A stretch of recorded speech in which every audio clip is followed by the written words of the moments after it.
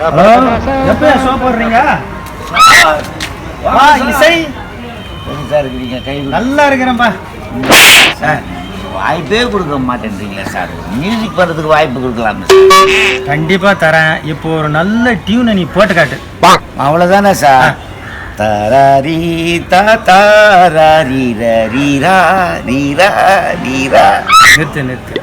இது ஹிந்தி போட பாட்டு மாதிரியே இருக்கு. ஹிந்தி படம் நிறைய பார்ப்பீங்களோ?